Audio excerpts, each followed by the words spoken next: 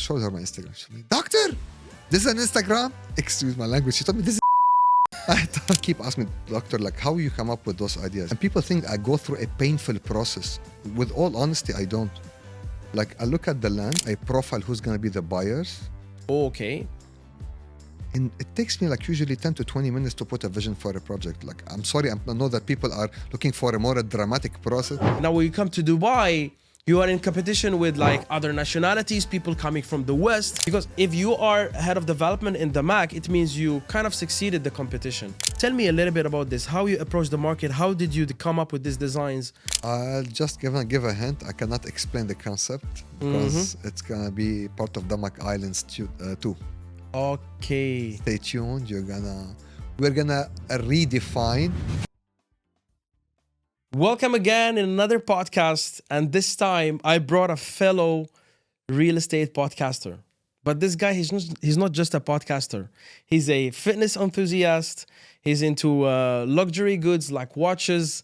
He is a real estate personality, and what's more interesting is he's the head of development in Damac, one of the biggest real estate developers in maybe the world. I have with me Mr. Baydoun, or as his Instagram handle refers to, Dr. Baydoun. I was amazed by that. Such a young doctor. I mean, usually doctors are like fat people. When you see a doctor like you, that's cool. Actually, funny enough, that's usually what happens, particularly before social media fame. Like, people call me, they hear about me, Dr. Baydoun, Dr. So they try to imagine this guy that's 60 years old with belly belt, no hair. And then when they see me, they get shocked, like, are you doctor? Yeah, that's me. Usually doctors, they have a different persona and look. But before to delve into the story and all of that, I would like, for the people who don't know you, because I have a decent audience in YouTube from the US and the UK. For the people who don't know you, just a brief introduction about yourself. Look, my name is Mohammad Baydoun. I was born in Lebanon, Beirut, in a Lebanese family. Very, very humble beginnings. Very basic family from a financial perspective, but this was a very warm family. So, just a funny story. People keep asking me, like, what's your drive? You're always energetic. You're always like full of life. You want to achieve your drive. The biggest credit goes to my mom, actually. Wow. Yeah. Why? I'll tell you, because my mom gave me birth when she was only 19. Okay. And imagine, at that point in time, 1978, there was no entertainment, proper entertainment, apart from TV for a few hours. So I was her entertainment. So she started teaching me how to read and how to write before entering school. So I entered school already, had an advantage compared to my colleague. But more importantly, she seeded in my head the idea that you are different, you are special, you can do what others cannot do. This regarding if that's true or not, but she seeded this idea in my head. I know that goes against all the, modern principles of raising kids. You should not put too much pressure on them. She put all the pressure on me, but it worked. It worked. It worked because, like, at school, if at any point in time I got second ranking in my school, she used to slaughter me. Still remember, she used to bring the whole family, my uncles, and then she used to trench me publicly in front of all of them. Yeah, I used not to dare to get number 2 ranking. So you have this build on you, a thick skin. You can handle the heat. Yeah, that's true. But at the same time... especially the Lebanese heat. You guys are good in roasting people. Man, bullying is part of our culture. My fiancée, she's Lebanese. I get roasted most of the time. I know about that. Yeah. Actually, my ex-girlfriend, she went out for a family gathering, and we had a board game. You could imagine Lebanese guys, board game, bullying to the bones. Man, she cried after the game. I didn't know that you are like this. I discovered a different side of you. How could you talk to me that way? And for me, we're having fun. This is cultural. Exactly. I didn't even get why she was angry. I mean, everybody know that Lebanese people, Middle Easterns in general, they are good. They are good when it comes to sugarcoating. But believe me, it can go to the other extreme. Yeah, so I witnessed that. I like one of the most Arabic nationalities I get along with actually is the Lebanese. I'm Algerian. Okay. I get along a lot with the Lebanese folks. I love the culture and all of that.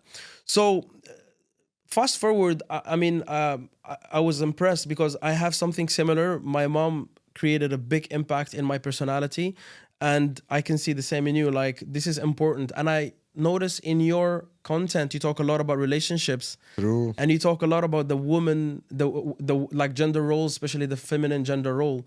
And is it inspired because of your relationship with your mother? This is the source of it? Is it the source of it? This is why you started creating content like this? Subconsciously, yes, but consciously, no. Okay. So what's So- the conscious reason? I'll tell you the conscious reason. So basically, I've had a divorce like more than 3 years ago. After that, I had a long-term relationship that ended up with a breakup. That was like, I think, a couple of years ago, year and a half ago, something like that. So I was sitting with my social media guys and, okay, some kind of a history. I started content on social media with real estate because obviously that's my forte. Yeah. But you know that there is a limit because it's a niche thing. Not everyone is interested in real estate. I agree. So at some point in time, the team advised me to try something new. And also, I'll be very honest, like my ex-wife used not to allow me to post anything related to fitness without a t-shirt because like she used to feel jealous. In all honesty. Yeah, well, I think in a certain extent that's true. Like, if you are posing without a t-shirt and you have I don't know if she's Arabic or not. She's Lebanese. She was Lebanese. Obviously, you will not be able to do it. Yeah. So after the divorce, like they asked me to start testing with the real estate, with fitness. Yeah. And man, the moment I took off the t-shirt, I got like in a few months 100,000 followers. What? I exploded on social media. So you were in a real estate niche, and when you start doing fitness content, it worked. It worked big time because people were interested. We had this misconception. For you to be fit, you need to be a personal trainer.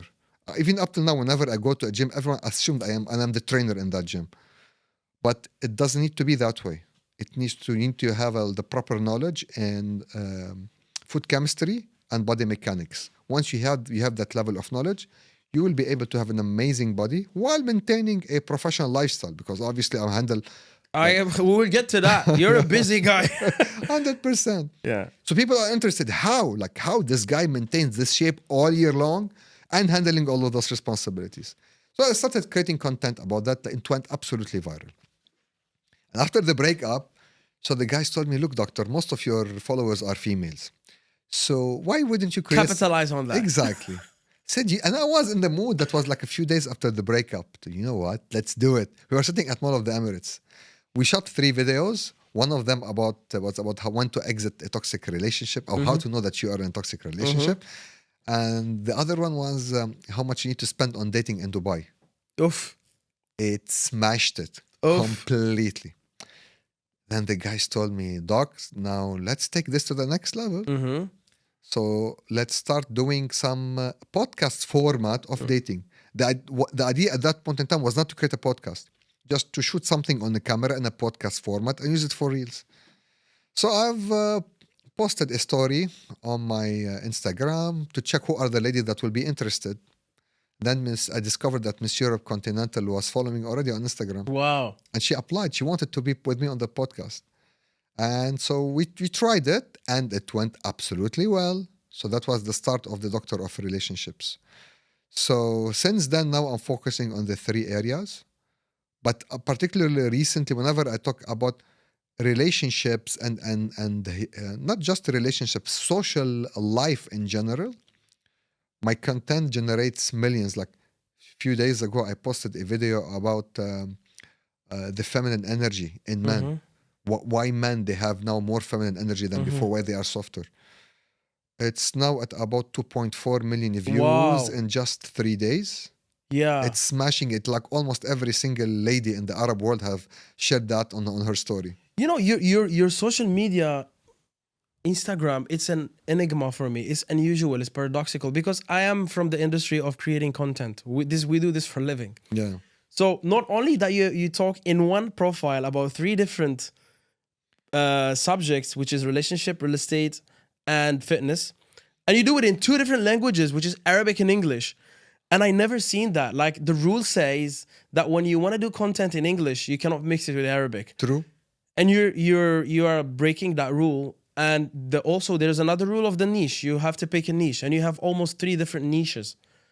And it's kind of working for you.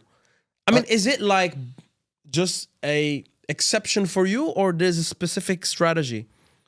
Look, I cannot generalize my experience because it's very personal. But I'll tell you how I thought about it and it worked. Because I am the 3 together. What I'm displaying on social media, I'm not like, I'm selling services for real estate or services for, even because my real estate content is not like I'm trying to, although I do all the ads of Damac, but I don't only provide that. I provide a lot of valuable technical content that's very helpful for realtors and anyone related to That's number one. industry. That's number one consumed real estate content is the tips and the advice. 100%. Second, also, I'm the athlete. I'm the champion. People maybe don't know this, and because obviously I can't put everything in my bio. I was the ex-national champion of Lebanon in karate for 2 consecutive years. I have Wow. I have 2 black belts, and I still compete now in muscle shows. Last year, I participated in a Venus muscle show. I got the 6th place, and I competed against people on steroids, and I'm 100% natural. Bro, like, congrats. If you have that natural body, the consistency, we will get into your routine because you are an unusual specimen. First of all, you're a doctor, which is not, you're a doctor. You are head of development in Damac. So your life must be hectic at work. You are doing a lot of content. You have around 400K Yeah. in Instagram, which is huge. How many hours do you sleep, bro? Like, seriously, like, do you sleep like 4 or 5 hours per day and it's enough? Or No, I sleep like 6, 7 because I have my routine is very clear in my head. I sleep during weekdays around 10:30, 11. 6 a.m. I wake up. All right, you're a morning person. Yes, I have full gym set up in my home. Oh, so no ride for the gym. Exactly. I just jump in. Excuse my language. I work out in my underwear. Yeah, I don't. I live alone at home, by the way. So you can do whatever. Exactly. So I do my workout. I have also my cardio machines. I do it. 1 hour, 15 minutes. I take a shower, put on my suit, bang, I leave the house. 8:30, I am at the office. My day starts. Usually by the end of the day, if I have a social outing, I go there, or I shoot social media content. Like today, I'm with you. In other days, I'm shooting episodes of my own podcast with other people. Yeah. Technical content, I shoot it on site. So whenever I have a site visit, I know. You take the video. I call my guys, like meet me there. So while I'm doing the visit, I shoot quickly the content. That's good. Plus, also all the content related to lifestyle, whether and on dating, in which I am alone on camera, I shoot it over the weekend. Okay, so in the weekend is like you have a few hours for content. Not a few hours. Sometimes I shoot from 9 a.m. till 9 p.m. All right. Yeah. So you have the whole week busy. Yeah, because I post videos every day. Yeah. If you open my mobile now, I have a 3-month worth of content. So if I don't shoot for the upcoming 3 months, You good. I'm good.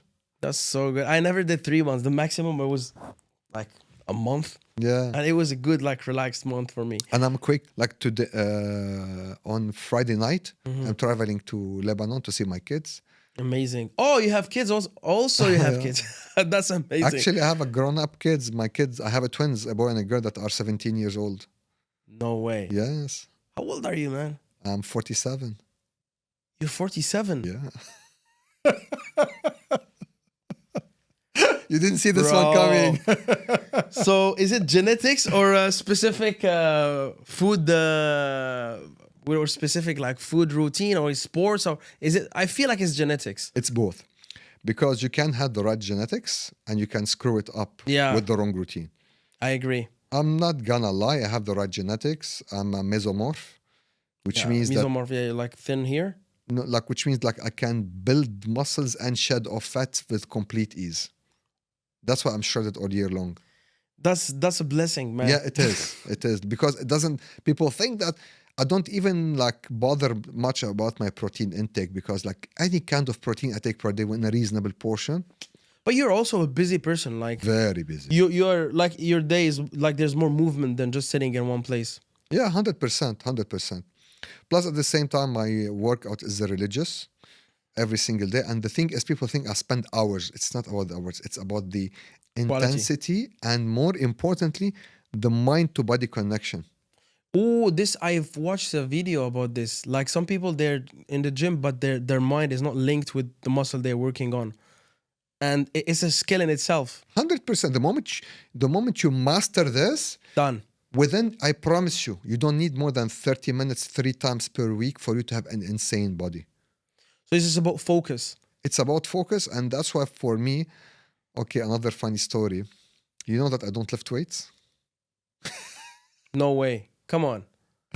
I No, do nobody, like no weightlifting, no no heavy weightlifting. I do calisthenics. You do calisthenics, but so there is weightlifting, but it's your body. Exactly. All right, you shocked me. I was like, Yeah. is he doing Tai Chi or something? No.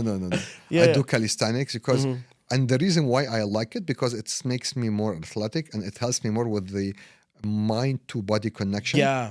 Because in calisthenics, to perform any movement properly without hurting yourself, you need to think properly how to engage your scapula when you're doing a pull-up, direction of your elbows, when doing a proper push-up, not those Yeah. random push-up that people do. What should be the positioning of your palms? Each position is going to activate different type of muscle. Once you do that, then you master it. So now I understand when you said I have my equipment at home, because calisthenics, it doesn't need a lot of equipment. You can, with your body, you can do the whole body, done. That's And true. with the legs, maybe you go to the gym. Not really, not even with that. Because even with calisthenics, if you know how to train your legs, you can have very strong legs with it. Plus, I don't like to have too much, my legs, I don't like them to be too big. I like them to be athletic, explosive. Because also I still practice martial arts up till now. So it doesn't help when you have like bulky legs. You become heavier. Yeah. It's not easy for the movement and mobility. So I focus on training my legs in an extended format. That is how you increase your explosivity. Interesting. Look, I want to shift the conversation about when you came to Dubai, like your story in Dubai, how you became the person who you are today. Because you've achieved a lot, but you said earlier that you came from humble beginnings. So there is a beginning for all of this. How was it? Like, what was the day that you... You want the beginning before Dubai or from the moment I reached Let's Dubai? say, what did you do before coming to Dubai? Let's start with that. Okay, the story started when I was 8 years old, actually. 8 year. So, okay, cool. At 8 years old, my cousin was preparing his graduation project and my dad was helping him. At that point in time, there was no laser cutting, no laser machine. Everything was manual. And my dad was a carpenter. Okay. So there was some leftovers, wood, grass, trees. So I told my dad, can I have those leftovers? He said, yeah, take it, play with it. I disappeared for 2 days and came back. I designed my very first building at the age of 8. Okay, so you picked up on architecture at a really young age. So it's your first, let's say, hobby. Is your first interest. True. And didn't change my mind, because when my dad saw it, he told me, son, you cannot be but an architect. And at that moment in time, I decided I'm gonna become an architect. So the father plays also a role. Of course. Yeah. Of course. All right, and then so he planted the idea or the seed in your head. Fast forward, you start your studies as an Architecture. architect. Yeah. And look, and the challenge when I studied architecture is that I had #1 ranking on my school, but when you enter School of Architecture, everyone that enters is a top performer. School of Architecture is not for everyone. Of course. So I didn't think I will be at the top on the School of Architecture. I didn't think I will make it to that level. But funny enough, I surprised myself and I got the #1 ranking from the very first year. All right, because what I know about architecture is a really different type of skill or science. That's because true. you need to be creative and analytical. 100%. You have to have both hemispheres of your brain, like highly functional. And I can, like, for example, I'm creative, but I suck in analytics. I'm bad with numbers and all of that. But for architecture, I have some friends who they have both sides. They have this type of music they like. They're creative in the way they see stuff. They might have a creative art that they follow. True. And in the same time, they are good in math, physics, and all of that. I'm like, wow. You have to, otherwise you cannot succeed in the industry. So I did extremely well for the 5 years. I got #1 ranking on the overall 5 years, and I won the award for the best graduation project. And I got 2 awards in architecture before graduating from the School of Architecture. Wow. So you were cut for it. Yeah, Yeah, you knew you're an architect. But back then, were you into fitness and all of these things? of course. All right. I became a national champion at the age of 16. So you were so from a young age, you trained your brain to be a person who do multiple things. And I think it's lacking in our day and age. Like, for example, if you study about Leonardo da Vinci, he was a writer, he was a philosopher, I believe an architect. He did a lot of things. He was like a traveler, he was a historian. And I think that's what's make him special in each thing he does. So if you do writing and you mix that skill of writing with architecture, you will create something hybrid, which is different. And I think you maybe are good in what you're doing because of this martial arts you were doing on the side. That was the spark that maybe made you different rather than someone doing only architecture. That's true, but also there is also something very specific, which is my public speaking skills. All right. Okay. Funny enough, I was a very shy kid, by the way. You are shy. Yeah, imagine. All right. And what happened that at the age of 14, my mom sent me to a summer camp. Mm-hmm. And 14, this is where you start discovering yourself as a boy. If you are strong, you're not. And then the first class I attended in the summer camp was a judo class. Okay. And I discovered that I know how to fight. I didn't know that I know how to fight. I was so good in this. And I loved it. And I excelled. Then, as I told you, I started doing karate. I became a national champion at the age of 16. I got my first black belt at the age of 18. The point is, when I started competing, just try to imagine that moment. When you are a teenager, you are entering the ring in front of hundreds of people watching you. You are looking at your opponent eye to eye. He's been preparing for a month to destroy you, and you've been preparing for a month to destroy him. Mm-hmm. You enter the ring, then you don't hear anyone. It's you versus him. No one's going to save you, no one's going to save him. It's the survival of the fittest. Mm-hmm. Imagine after such an experience, putting you on stage and speaking. Which is one easier? It's easier. Completely easier. Plus, I always knew how to express myself properly using words. Actually, there was a joke about me at the School of Architecture because I was a very good designer, but people used to appreciate my designs more when I used to present it. All right. So you had like public speaking skills that you were selling. So they used to say like, if Mohammad presents a white paper as his project, he'll be able to convince the jury that he designed a project under the ground and on the snow. So you're like, so that's sales skills also. Yeah. Yeah, it's embedded in sales. I discovered only my sales skills when I came to Dubai, by the way. Yeah, we will jump to that, by the way. So what was the idea behind coming to Dubai? Was it the buildings and you're an architect, so was it that? With all honesty, no. I used right. to work for in a company owned by the Prime Minister of Lebanon, Saad al-Hariri. So it's not a secret. Between 2012 to 2014, their business was not doing well. 2016, I was headhunted by Majid al-Futtaim. Okay, so it was headhunting. Yeah. From abroad. All right. So I came here. It was a very good experience. Then I met a friend of mine. Met a guy that became a friend of mine, who was the CFO of Damac. Funny story. I'm not sure if you want to hear it. Oh, this is why we're here. Now we're talking about real estate. And it's all about like anecdotes about real estate. Okay. So when I used to work for Majid al-Futtaim, there was a guy called Wael. Mm-hmm. He's Omani, and he used to have the same setup that I had because at that point in time I was married and he was married, and our families used to live back home. Mm-hmm. So we used to travel to our home countries every other weekend. Mm-hmm. So we had something in common. So we used to synchronize our travel. So whenever he travels, I travel. Whenever he's in Dubai, I am in Dubai. We spend the weekends together. Mm-hmm. Then he went to Damac. When he was in Damac, at some point in time, he called me on a Friday, still remember. Bro, what if we go, we have a seafood lunch after prayer on Friday. I said, cool. He told me a friend of mine is coming. He's also Omani. Okay. We went there. We had lunch. I asked this guy, what do you do in Damac? He said, I work in finance. Okay, cool. His name is Adil. Adil, you created a beast. So then Wael, he was obviously a senior guy. He was called for a meeting by Hussein Sajwani.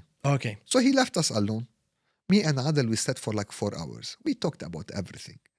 From real estate to business to my strategic view of the industry to religion to women. We talked about everything.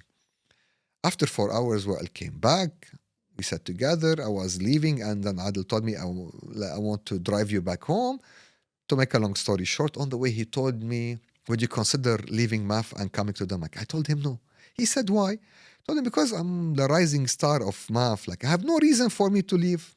He said me, bro, just listen. There's no harm in listening. I said, okay, cool. I went home and I forgot about this whole story completely. 2 days later, I had a call. A guy called me. He told me, this is the Mac properties. I told him, thank you. I'm not interested in buying any properties. And he cracked on the phone. He told me, I'm from the HR. Oh, okay, cool. Okay. And he told me, our CFO, Adil, told us about you. Then I realized, He was so not a Adil finance guy. He was the CFO of the company. I went there, first interview, second interview. Actually, funny story. I'm going to say it on camera. Also, maybe it might be improper. So when I done my first interview, like the guy asked me about all the technical questions. Obviously. How I see about the strategy. And it came to the personal questions. Then he asked me, like, are you married? I said, yes. He said, do you have kids? I said, yeah, I have a twins. He said, interesting. So I looked at him in the eyes and I told him, you can tick the box of efficiency on this one too. And he cracked. Then he looked at me, he said, you know what? You have the right character. Then a few days later on, they called me, the head of HR met me, John.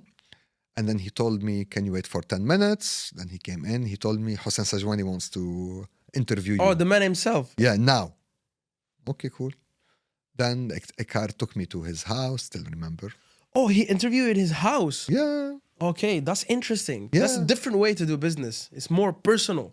Yeah, look, the chairman is a very efficient person.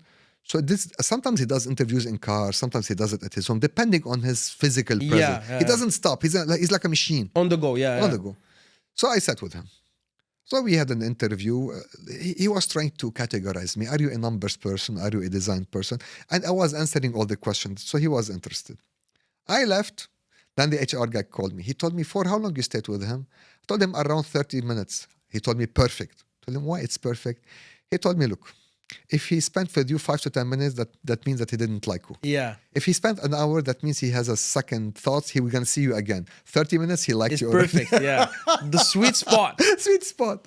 So then we negotiated. I came to Damac and the whole story started. Which year was this? 2018. Okay, so it was a transitional period in Damac, if I'm not wrong. True. There is a before that period of time and an after. Now, the most interesting part, the part I didn't know, is that when I joined the company, Amira Sajwani also joined because she had graduated at that point in time. By the way, college. I'm a big fan of that lady. Amira, you have no idea how impactful she was on me, professionally on the personal level. Mm-hmm. So when she came, obviously, like we clicked, we worked together, and we enjoyed working together. Obviously, she was at the beginning of the business, but she picked up very, very quickly. And obviously, everyone knows now she's ruling the industry. And there was a trust. She interested me. Then the most interesting part is that a few years ago, she told me, actually, by the way, do you know that she's behind the idea of me being on social media? No way, bro. Yeah. Credit goes to her. Are you serious? Yes. I'll tell you the story. So Amira Sajwani was the one who pushed you for social? Yes. So before that, you didn't have any social media presence? Nothing. I didn't know even that I like the camera. Let's talk about this anecdote, how it happened. Do you know the project Damac Lagoons? Yeah. When we launched it back in 2021, the market was not like today. Yes. It wasn't as hot as today. It was like the first community to be launched fresh during my time.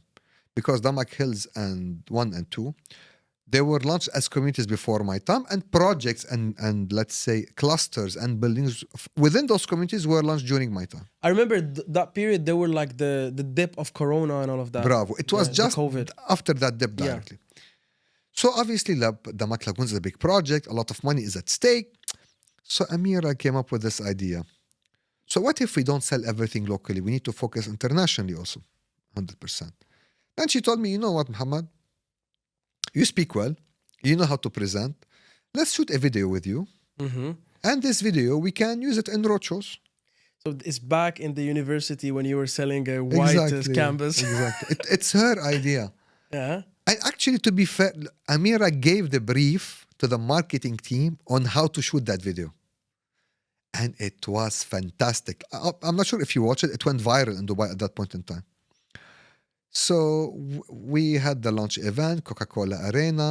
Wow. We launched it. We put the video. People loved it. We've done multiple videos after that, even up till now. But after I've done this video and it went viral, I was in a breakfast with my friends on a Sunday, still remember. One of the people that were sitting, I saw her for the first time. Her name was Hiba. She told me, "Doctor, show me your Instagram." I showed her my Instagram. She told me, "Doctor, this is an Instagram?" Excuse my language. She told me, "This is shit." I told her. But Hiba, you know, like, I'm not into social media. She told me, "Doctor, you have all the potential. Yes. Look at your video. Look at how you speak. You have the profile. You are a published author." I'm a published author, by the way. Okay, that's another thing. Add to this. She told me, "I'm going to call a friend of mine tomorrow. He's going to call you and we're going to start this sorting out." I was like, okay, fine. So the guy came. We shot a few videos. It did well on social media, but that was not the breakthrough. The breakthrough happened. I'm not sure if you wanted to mention the name of the agency on camera. It's okay. Yeah, it's okay. You know K9? Fahad. Of course. Fahad, he's a Khalil. legend. I love Fahad, what he's doing. Fahad contacted me directly after that on Instagram. And Fahad he was famous on TikTok, not like today, but he was already famous. But K9 was not famous yet. So he told me, dropped me a message. And you know, like you receive thousands of messages of like those on Instagram.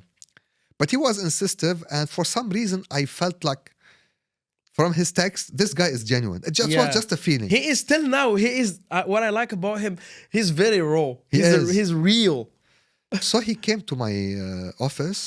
Him and a few guys that early 20s, kids, all of them kids. The Gen Zs dominate this, man. Mm-hmm. Usually, like for a guy like me, would look at those kids. I would not work with them, and I listened to them. I thought, "What's your strategy?" He said, "Look, very simple. We know that you have the potential." Fahad told me, "You have the look, you have the charisma, you know how to speak, you have the right profile. We can make you the next star of real estate on social media." He told me, "Let's do a test together for 1 month. If it doesn't work out, thank you very much. If it works, you deal with me. We lock it from now." He told me, "Bas, I'm going to need one thing from you. If it works, I'm going to use your profile to get more clients." That was before he got the brands for less, to feed all of those guys. I believe before all of that. I believe he also was behind the Zuhaib realtor on Harley. 100%. Yeah. Zuhaib, he used to work with him before me, to be fair. Yeah, he was maybe the first guy who blew up because of Fahad. So I still remember the very first video we shot. It's what's on the spot. He said, "We're going to shoot the first video." He said, I told him now. He said, "Now." Mm-hmm. Okay, cool. He turned on the camera. He told me, "Just introduce yourself naturally." Then I was sitting on the chair in my office, stood up. I said, "I'm the senior vice president of Damac. My name is Dr. Mohammad Baydoun. Safa 1, Safa 2, and Damac Lagoons. All done by me and my army." And I was out. I opened my hands and people clapped. And that's it. First 24 hours, 200,000 views. What? It killed it completely. And I said, "You know what? This thing is meant for me." Yeah. Look, I'm doing podcast production, and it's, this type of services, sometimes you have to handpick your clients. So when we approach someone, it means we know that this person, we can make him a known figure in social or in YouTube. And Fahad, he's good at this. He's perfect, especially in real estate. Yes. He's very good at this. But let's come back to you. You said like you had the interview with the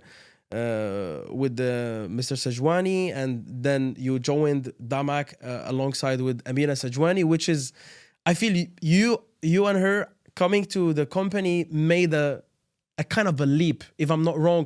I believe back then there were a lot of backlash with real estate in general. I remember like 2016, from 2016, 17, 18, they were like, the market was like shaky. You know, it was in turmoil, real estate wise. And then again, add to it, Corona, COVID happened. And then boom, we witnessed, I felt like there is a before and an after for Damac story.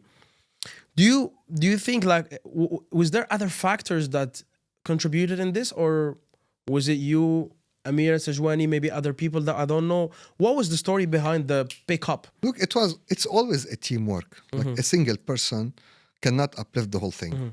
But you need people with vision.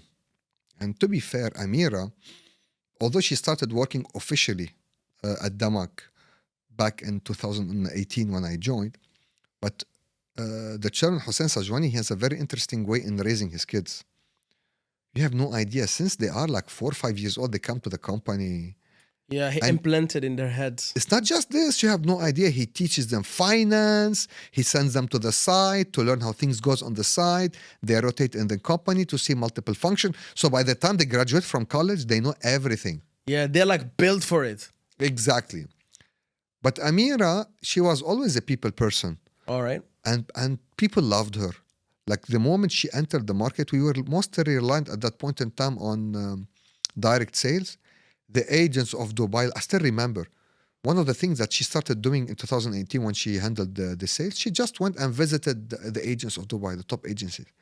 And everyone felt in love with Amira. Everyone wanted to work with her. And then with time, people became loyal to her a lot. And also at the same time, by the way, that's another story. She has a very good eye in catching talent. Oh, she's a scout. No, man, you have no Yeah. idea. She sees stuff in you that you don't know about Bro, yourself. this is number one quality for leadership. Because at that point in time, she suggested that I get involved in sales. But I told him, Amira, like I'm not a salesperson. I'm an architect. Yeah. Exactly. Yeah. Like it sounded weird to me. He said, you don't know. I know. You are a good salesperson. And then she tested me by giving me the roadshows at that point in time. That was the starting point of sales. Yeah, the roadshows now are like, this is the way you sell. It's very Exactly. congested here. And then she started passing to me like her top deals with high net worth individuals. And like whenever she needed, like one of the heads of sales was leaving, I was covering up for him when he had like vacation or Yeah. or they were sick or something. And then I felt, you know what? She's right. I know how to do that. So this is where I flew in sales. I want to ask you, see, this is a very important subject we have to talk about. I believe you are the person who designed the concept, True. either community building, you name it. And in the same time, you have the sales acumen. So if you design the concept and you have sales, so who is better than you to sell it? But let's come back to designing this concept and these communities. Like, I just want to know your approach. Like what you said earlier, like when you start doing architecture, you were not expecting you'll be the first.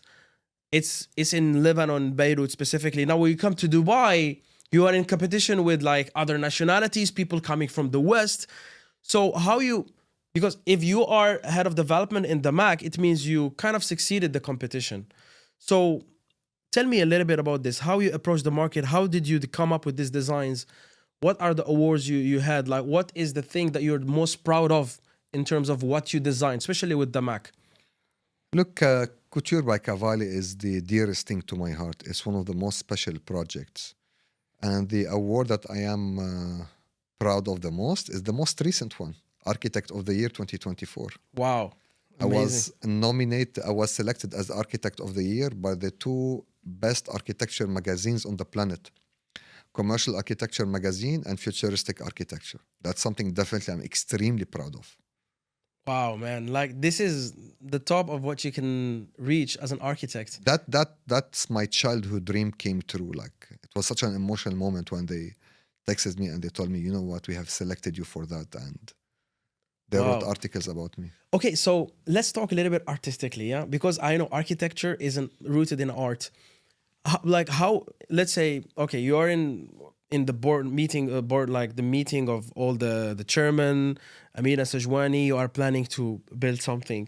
So they tell, okay, Baydoun, we want to build something. This is the place, this is the land, whatever. I don't know how you guys do it.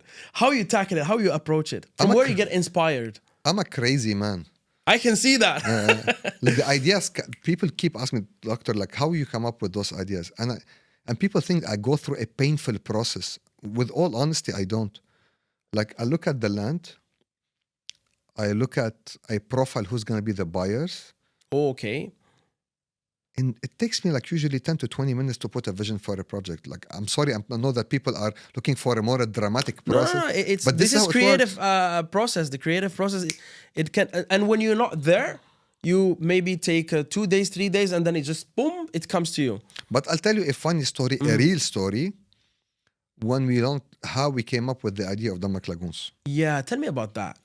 Because that was a game changer. And at that point in time, everyone was nervous because that's massive project. Yeah.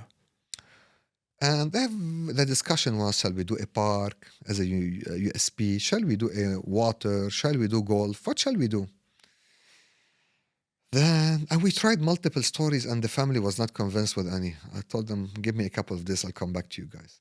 So I brought the whole team to the boardroom and I brought my assistant with a whiteboard and I distributed a piece of paper to each and every one of them. I told them, lay back, close your eyes, and imagine the destination of your next vacation. Oh, okay. I gave them like a couple of minutes. They opened their eyes. I told them, now write down on the piece of paper without showing your colleague next to you the name of the destination that you thought of. It's all related to a beach. No, not even. We collected all the names and we plotted on the whiteboard. So then I started mapping what's in common between all the names. All right. And the most common denominator was the Mediterranean experience. Most of the destinations that I picked up was on the Mediterranean. Like Mykonos, Greece, maybe Morocco. And then I told them, I got it. They told me what? I told them it's going to be Damac Lagoons. That's going to be the concept. We're going to have 8 cities, 8 architectural styles, 8 different experiences connected with one water body. Live the whole Mediterranean experience in one day in Dubai. And that's how the whole story started. Look, the lagoon idea is beautiful, especially Dubai is a summer city. In winter, people come here to spend the summer vibes. And this lagoons are, I came to know that to create a lagoon, it's not easy. It's a whole technology behind it. Of course. And I believe there was this guy from Chile. I don't know if it's the same guy. There's plenty of them. But I think there was this guy from Chile who was the first one who... And they don't know the secret. There is something he do or there is something secretive. I don't know if it's the same with you guys. But Dubai is like doing these things and you don't see these man-made lagoons everywhere. Like mostly they're here. Yeah, it's very technically complex. People see it as just simple big water bodies. Actually, those water bodies are like huge swimming pools. Yeah. With very complex filtration systems. But also there is a lot of adhesives to be added because of the space. Yeah. And the size actually of the water bodies, and particularly with the evaporation factor in Dubai.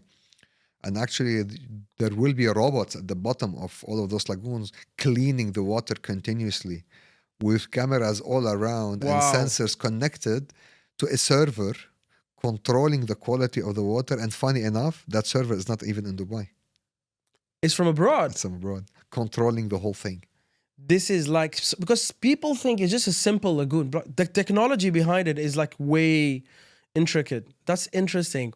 So then from this, I mean, you creating the concept and all of that, and then you have a social media platform and you are good in sales. So in terms of sales, are you a person who people approach you from social media?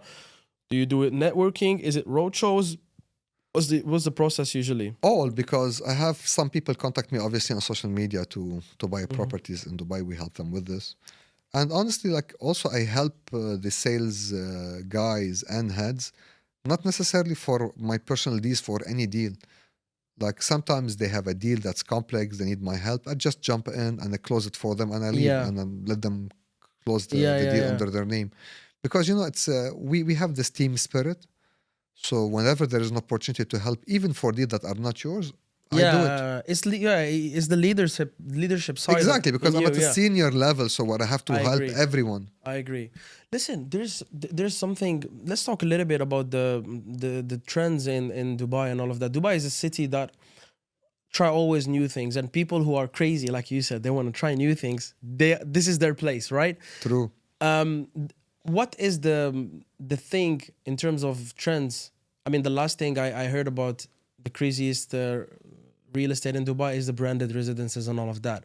But is there something that you think it's still under the radar? Nobody is seeing it coming, and it's coming as new project in Dubai? Is it a new trend that people didn't hear about, that you know about, that you want to talk about? I'll just give a hint. I cannot explain the concept because it's gonna be part of Damac Islands too. Okay. Stay tuned. We're gonna redefine luxury and island living. You're gonna see island living version 2.0. Cannot wait. By the way, one of the projects I like from Damac is I'm not a real estate guy. People think I am. I'm not a real estate guy. Yeah. But I believe there is those villas near to Dubai Island. Sorry, Yeah. not Dubai Island. World Island. There is some villas that were launched by Damac. That's for Amali actually. Amali is a development company owned by Amira and Ali Sajwani. Yes, this is. So let's talk a little bit. Like, that's not Damac. Yeah. It's not Damac. Indirectly Damac, maybe. Or Yeah, it's because the same they are family. Yeah, exactly. Same family, but a different. I love entity. that. Like, I was sitting with a friend of mine. He showed me that. He didn't tell me this information, and I was like, "That's cool. That's something interesting." So Damac is going towards that island living style.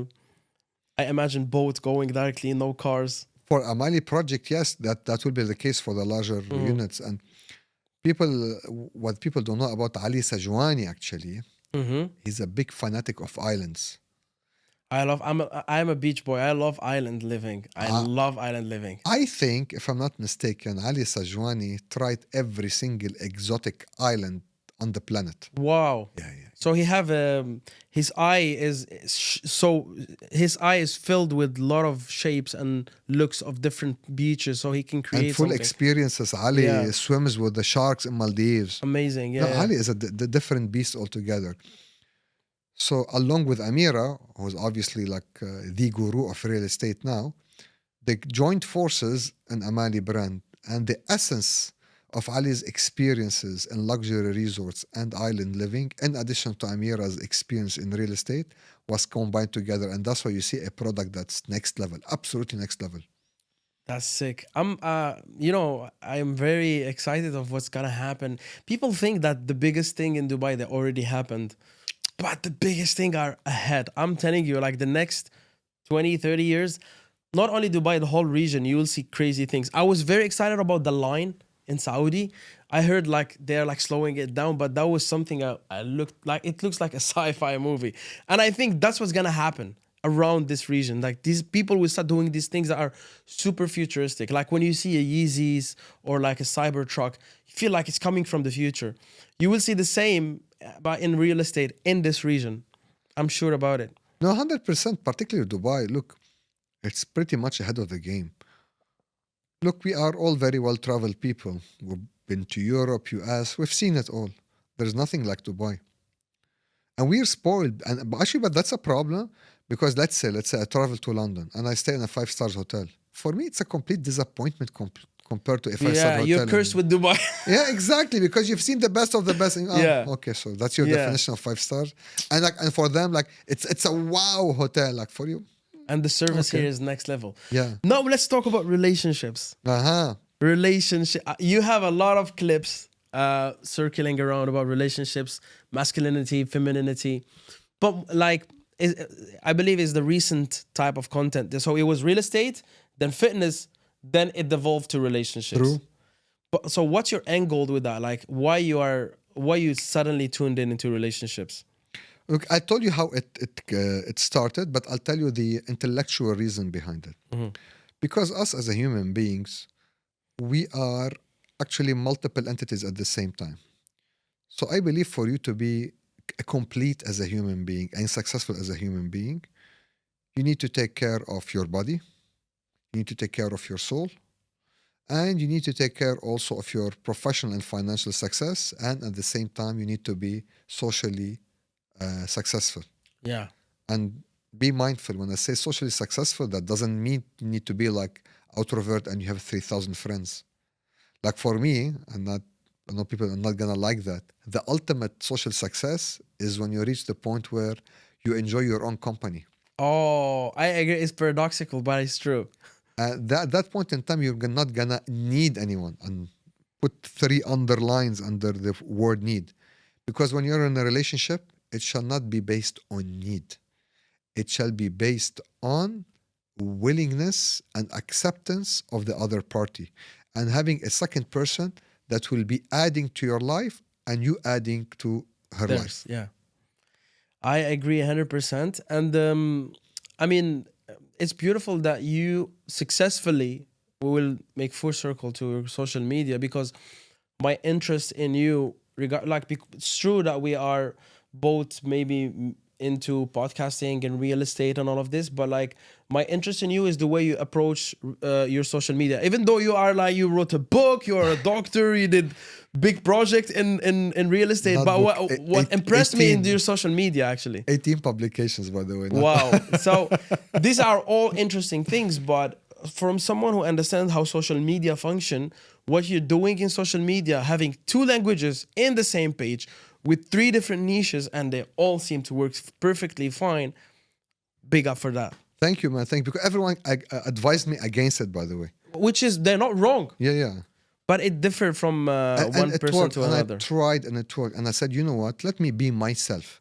I am the guy that's, that socializes, that has his own experiences on the social aspects. I'm the guy that's fit. I'm also the real estate professional. Let me show people all of my sides. Let me not have, and I'm the guy that speaks Arabic, English, and I speak French. I did not do content in French up till now. Amazing. So yeah, let it be. Let me try it, and it worked. Yeah, it's the, well, usually I bring a lot of real estate agents who are successful in social media, but like in a nutshell, you are like mainly an architect who is also successful in social media, and it's benefiting you like in multiple layers, like even in a sales perspective, it's also benefiting you. So to wrap up the podcast, I want to know like because you've done a lot of things, what is the thing that you still think you didn't do, you're passionate about, maybe you didn't try? Is there something else you want to do in the future that you didn't tackle till now? Actually, there are 2 things. All right. Okay, cool.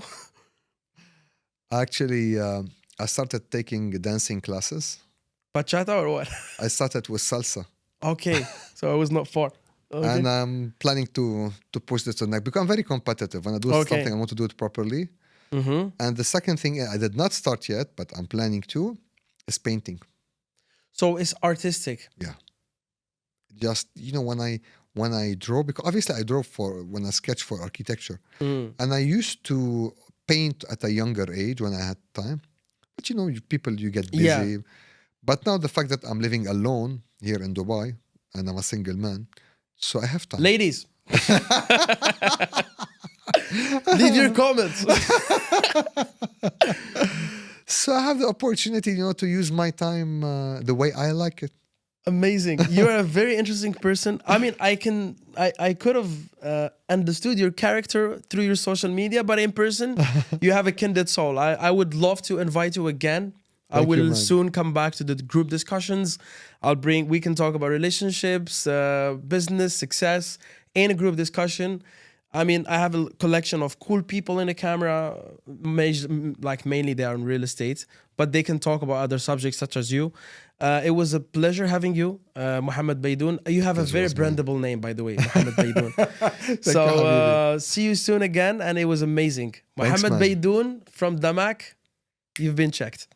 Yo. This is how we wrap up the podcast. This is always how we wrap it up. Bro, that was